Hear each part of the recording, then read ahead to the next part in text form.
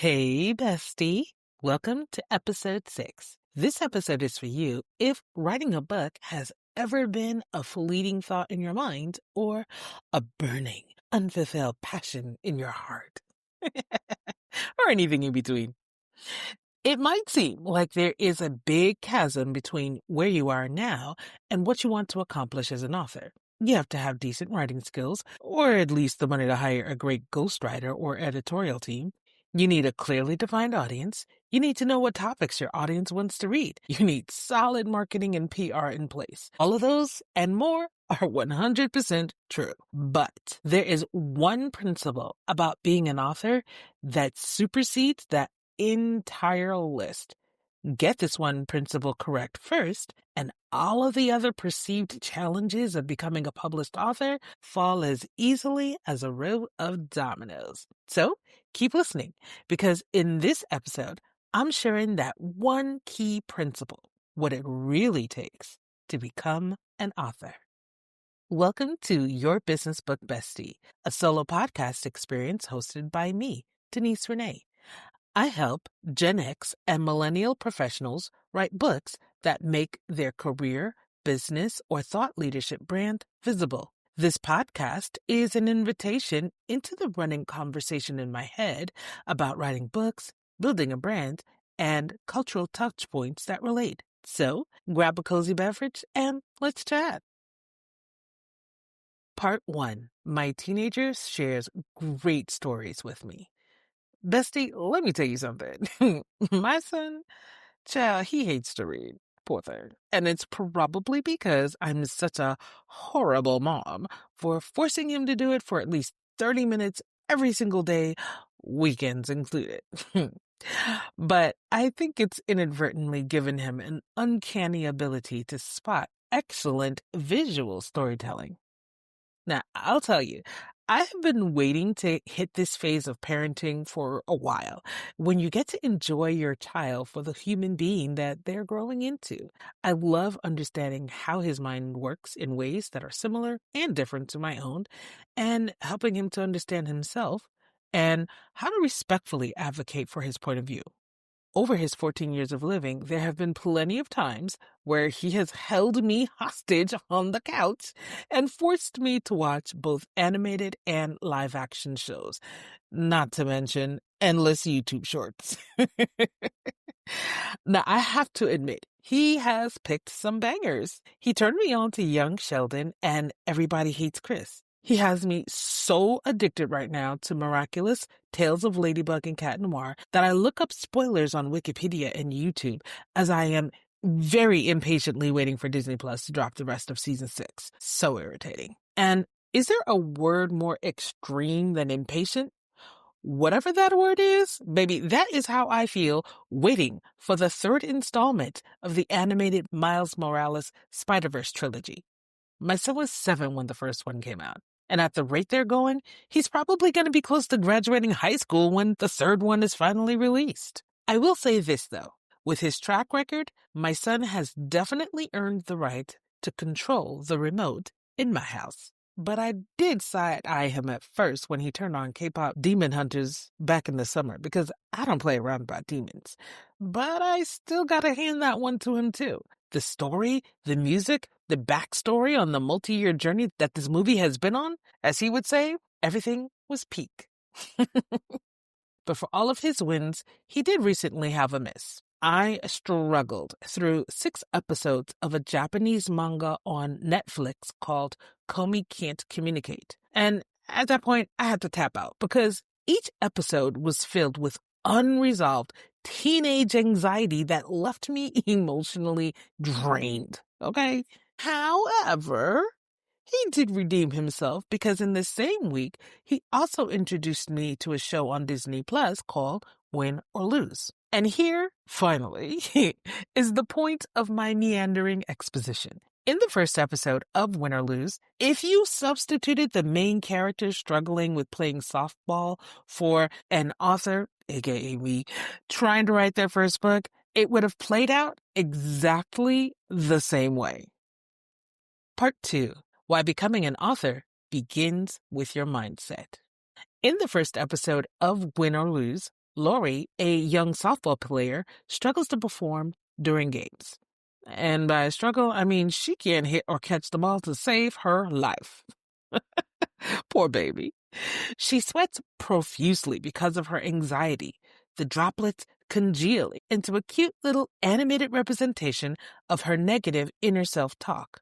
As the 24-minute episode progresses, that cute little droplet on her shoulder, well, it grows into an overgrown cloud of self-doubt. It weighs her down and eventually envelops her. She's slumped when she walks, as if she's carrying a 100-pound backpack on her young shoulders. Finally, at the story's emotional climax, she asks a crucial self-reflection question. Am I good enough? Once she's reassured of who she is, the monster shrinks and disappears. No, her softball skills didn't magically improve, but she was at least able to finish playing the game and enjoying herself. Now, substitute Lori for me and swap the softball bat for computer, and you would have the perfect depiction of how self-doubt held me back from writing and publishing my first book for 6 years. Part 3. Imposter syndrome cost me clients, progress, and happiness. Before I published my first book, I struggled with imposter syndrome and doubted if I could write a book in my own name. Meanwhile, I completely disregarded the fact that I have a degree in English, my years of professional writing experiences, I got paid to write and edit, not to mention the books that I've ghostwritten or edited for other clients. My education, skills, and accomplishments meant nothing to my inner self-critic. Just as Lori didn't feel adequate to play on her softball team, it's because her dad was the coach. I didn't feel like I was good enough to become an author. Dang pesky feelings.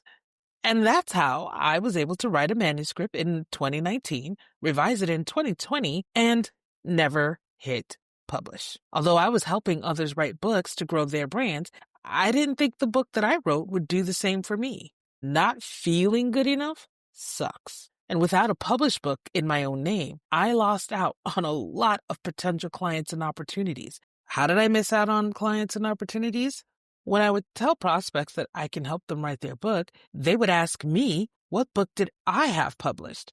I would mention the clients that I ghostwrote for and whose books I edited, but that wasn't what they were looking for. I could see disappointment creep in, and they quickly lost interest. Not having my own book lowered their perception of me, and it didn't matter how many other people I helped.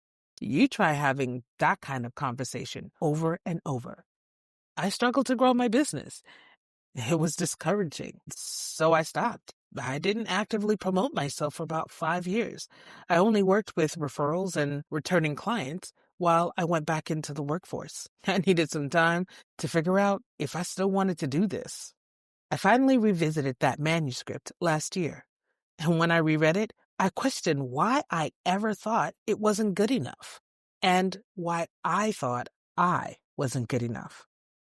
As I reviewed the content, I started remembering so many people I had spoken to over the years who struggled with their fears of writing a book, because that's what my book addressed. Had I published my book when I first wrote it, the strategies I laid out in my manuscript could have helped them. I felt selfish for not publishing it, and I knew I needed to get out of my head, rework the book, and polish it, because I know I have something that could genuinely help people.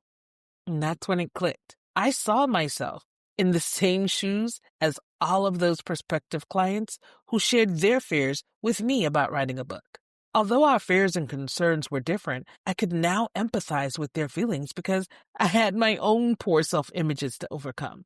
I realized that writing a book has nothing to do with the writing skills or years of experience I or my clients have. If we don't feel like what we have to share has merit, or we don't think we're worthy of being an author, that book will not be written. Or in my case, it might be written, but it won't see the light of day.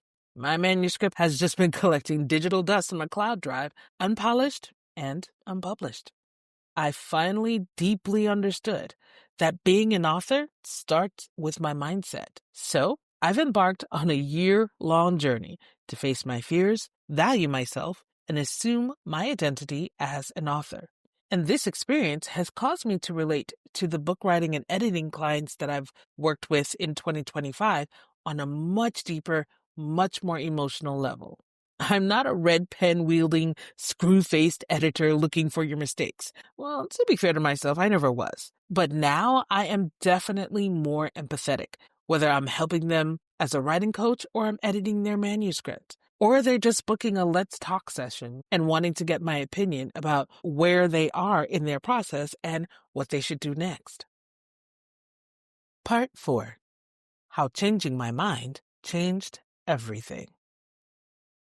A few years ago, I would have never admitted online that I struggled with imposter syndrome or that my mistakes were hindering my business's growth. But now I don't mind going against the grain of all the hyper-polished and impressively authoritative ghostwriters, book coaches, and editors because I stand out. Better still, my flaws and failures don't disqualify me. As it turns out, now I'm better equipped to relate to anyone worried that they can't see themselves as a thought leader and are resistant to writing a book, even though they know they should. Because I finally took the steps to address my negative self-image so that my book is now weeks away from publication, I know I can help you too. This podcast episode isn't about giving you all the book writing tips, tricks, or tactics because that comes second. Like I said in the intro, you knock this one thing out, everything else falls into place because you will have a very deep why that propels you to take action and move through all of the stages of writing and self-publishing. Writing your book begins when you ask yourself reflective questions that uncover what's really been holding you back from stepping into your identity as an author and a thought leader. I have a video on my YouTube channel called How I'm Developing My $1 Million Author Mindset. In it, I share some of the mental shifts I've made and am continuing to make as I'm on my path towards becoming an author who earns millions from her books. Remember that chasm I talked about in the beginning? That's a chasm, but that's okay. It's not insurmountable. It's doable. One book at a time, one page at a time, one word at a time. I'll put a link to that video in the Substack post, podcast show notes, and the YouTube video description box so you can check it out after this episode. And I hope that what I share in my mindset video inspires you on your authorship journey. Part 5. Worried about your writing skills? There's help for that. So, we now know that the first step to becoming an author is tackling your mindset. Next, you gotta tackle those writing skills. But thankfully, there's help for that. But before we dig into help, let's understand one thing. For most books, yes, even thought leadership business books, if you can write at a 7th or 8th grade reading level, you have the basic skills that you need to write a book right now. Because honestly, you don't want to talk over people's heads. You want to write in a way that's easily understood. And because social media has hacked our brains and attention spans over the last 10 to 15 years, you almost want to write your book in a way that feels a little bit bingeable. Now, of course, if you're writing a scholarly work, you're going to have to bump up that comprehensive level to at least a senior in college or first year grad school level. But no matter what you're writing, help can always be hired. And here is something to really consider. You have to make an investment in your writing. Let that sink in. You have to make an investment in your writing. Your investment into your writing is going to come in 2 forms: time and money. You need to spend time getting used to writing and writing more, getting used to sharing your thoughts in a written format. You have to develop a flow and ease, a facility with thinking and writing. Then there comes the investment of money.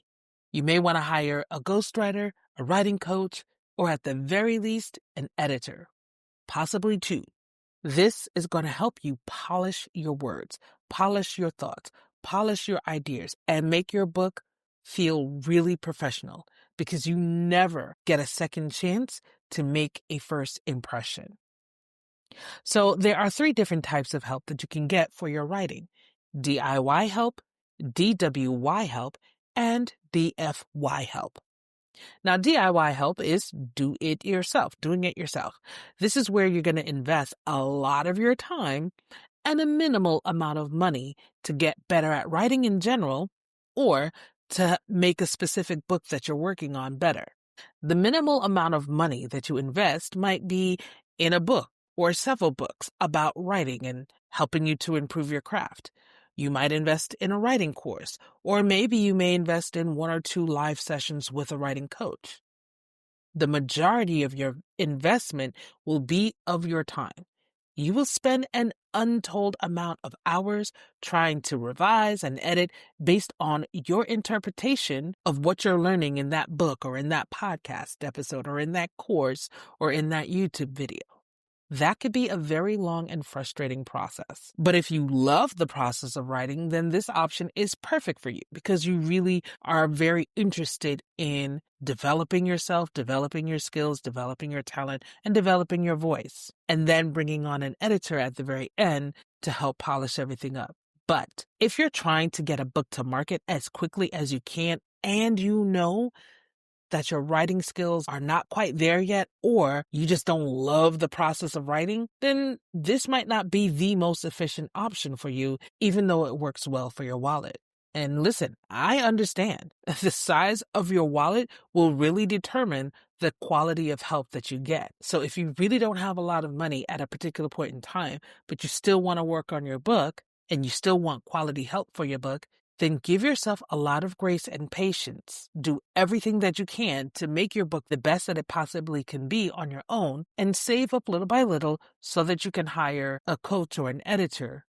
Just don't assume that your book is going to get out into the world ready to go in just a few weeks if you don't have the funds to make it happen in 2 or 3 weeks. Now, the next type of help is DWY, or done with you. That's the next level of assistance that you can get for your book. And so this is where you'll hire a writing coach or an editor to help you polish what you've written. Now, if your budget can handle it, it's really great if you can get in with a writing coach or an editor early in your writing process. Now, I'm not going to lie, editors and writing coaches are going to take up a significant chunk of your budget for bringing your book to market. And it can be a little bit overwhelming, especially if you're just writing your first book. You may not have the budget to have a coach or an editor on speed dial from the beginning of the process all the way through to the end. But whatever you can afford, definitely make it happen because it's worth the investment. Because your writing cannot exist in a vacuum before you hit publish. You're not writing a journal. You're writing for an audience, and you need feedback. You need professional feedback from an editor, and you need feedback from your target audience in the form of beta readers. Because once your book is out there and people start reading it and they decide, meh, and they put it down, you're not going to earn the opportunity for them to want to pick it back up. If the writing is subpar and your message is unclear, your book will not make the necessary connection with your audience that will result in more speaking engagements, more clients, more opportunities for visibility in the media, or for high-level networking within your industry. You have to understand this. Your reader only has the words on the page as their point of connection to you.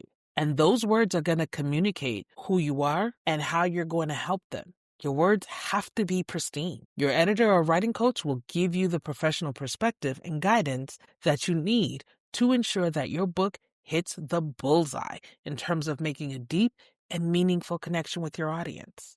Now, the last type of help is DFY help. That's done for you help. This is the highest level of writing help you can pay for, aka ghostwriting. But please understand that your ghostwriter is not a magician.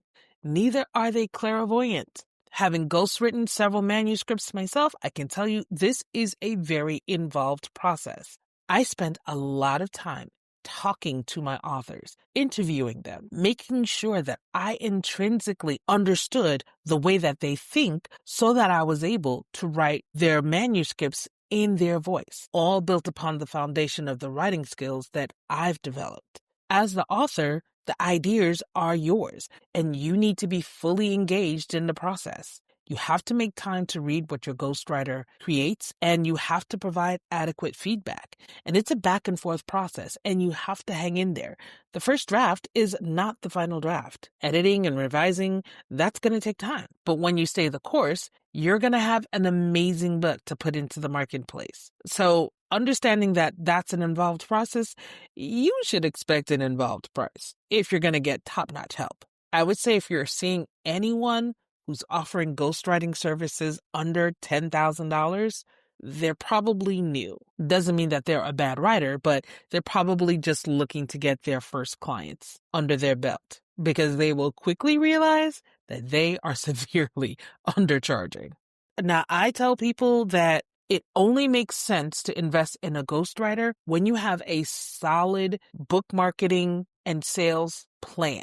Plus, you know how you're going to generate additional financial opportunities as a result of your book. Because if you do not have a plan for 10xing your investment, do not pay for a ghostwriter. Now, I speak to a lot of people who tell me that they want to write a book. Some of those conversations happen casually, and some of them book a free consultation with me. Only a small percentage choose to make an investment of any sort, whether with me or someone else, into writing and publishing the best book possible for their budget. A vast majority of people assume that because they can speak, they can write. They already have a computer or a tablet or a phone, so writing is technically free. So there's no need to spend any money on that. And because we have autocorrect and AI, and not to mention all the free information available through videos, books, and podcasts, they incorrectly assume they do not need to invest much more into producing a high-quality book by getting a professional editor, graphic designer, and book layout specialist. And any of the gurus telling you, oh, well, just use Canva and just use Grammarly Pro and just use this and that, and you can do it. Yes, you can do it, but it doesn't mean you're going to create an amazing product. I can use a hammer and a nail, but baby, I'm not finna build myself a house, okay? All right? There's a difference between doing something for the first time and the professionals. It's because they put in hours building up their skill and talent. And as much as I have used Canva over the last 10 years to design social media posts, I am not a graphic designer. The earliest version of my book had a cover that I designed for myself, and people were like, yeah, it looks okay. And then I hired a designer to do the cover, and then people were like, oh, that's amazing. That looks great. That first cover that you had, yeah, that was good. And I was like, well, why didn't you tell me that? Okay? So don't listen to the gurus, okay? Because they have those people who design their own covers and do their own editing, quote unquote, and do all the things themselves. It's very likely because they have been doing it for a long time and they've built up their skill.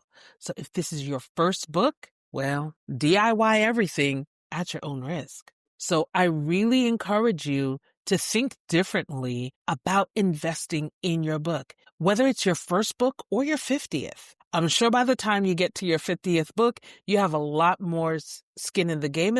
And at that point, maybe there are some things that you're able to do on your own. But at that point, you may not even want to. You may want to invest your time elsewhere and use your money to hire the right team around you.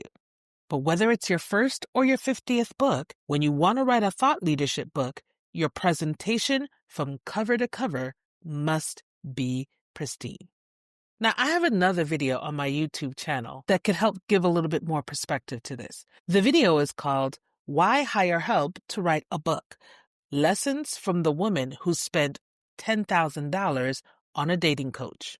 I put the link in the Substack post, the show notes, and the YouTube video description box.